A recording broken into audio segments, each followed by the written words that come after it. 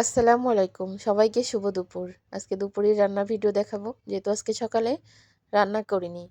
বাইরে থেকে খাবার কিনে এনে খাইছি। কারণ কালকে ছেলেমেয়েরা পিকনিক করছে অনেক রাত পর্যন্ত, প্রায় 2টা পর্যন্ত জেগে থেকে সকালে উঠে আর রান্না করতে ইচ্ছা করতেছিল না। এজন্য বাইরে থেকে খাবার কিনে খেয়ে এখন এই যে দুপুরে রান্না করতেছি। তো রান্না করতেছি এখানে পেঁয়াজের কালি দিয়ে ছোট চিংড়ি মাছ দিয়ে কিন্তু ভাজি করতেছি। খাইনি এখনো, তবে অনেক মজা হয়েছে দেখেই বুঝতেছি। একদম তেল চুপচুপ করতেছে। আর যে কোনো ভাজিতে তেল চুপচুপ না করলে আমার কাছে কিন্তু ওই ভাজিতে মজা বা স্বাদ লাগে না। আর এইখানে হচ্ছে পুঁটি মাছ দিয়ে লাউ শাক দিয়ে রান্না করব। পুঁটি মাছ দিয়ে লাউ শাক দিয়ে আমি কিন্তু কখনো রান্না করিনি। ভাজিটা কত সুন্দর হয়েছে দেখেন, একদম চকচক করতেছে। তো গরম ভাত দিয়ে কিন্তু বেশ মজাই লাগবে খেতে। খাইনি যেহেতু খাওয়ার আগেই বলতেছি। তো পুঁটি মাছ দিয়ে লাউ শাক দিয়ে আমি কখনো রান্না করিনি। বেশি মজা লাগে নাকি পুঁটি মাছ দিয়ে লাউ শাক দিয়ে, বিশেষ করে শীতের সময়।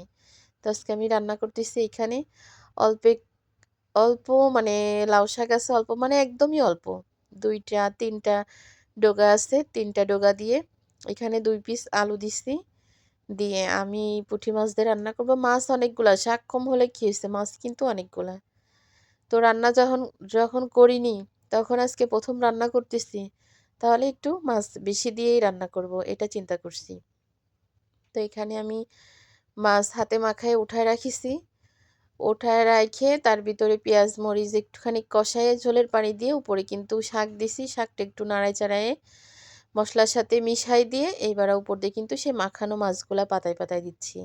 তো এইভাবে রান্না করলে অবশ্যই ভালো, যে জিনিস লাগে না সে জিনিসও কিন্তু ভালো লাগবে। সাথে একটা টাকি মাছ আছে, ছোট্ট একটা রুই মাছের বাচ্চা আছে। তো আমার শাক কিন্তু হয়ে গেছে, লাউ শাক একদম জল শুকাই ফেলছি। আরও শুকাই ফেলবো হয়তো ধোয়ার জন্য। কালারটা কিন্তু সুন্দর মতো বোঝা যাচ্ছে না, তবে কালারটাও সুন্দর হয়েছে আর এত ভালো লাগিছে। মানে এই শাকটাই অরিজিনালি ভালো, যা দিয়েই রান্না করতেছি। আগের দিন বড় মাছ দিয়ে রান্না করেছি, একদম পালং শাকের মতো, মানে ভাত মাখালে সবুজ সবুজ কালার হয়ে গেছে, মিশে গেছে। আর আজকেও কিন্তু সেম ওরকম হয়েছে। কারণ শাকে যত আপনি পেঁয়াজ মরিচ তেল মাছ দেবেন তত কিন্তু বেশি মজা লাগে। তাই এখানে পেঁয়াজ মরিচও দিছি অনেক, মাছও দিছি অনেক, এই জন্য এত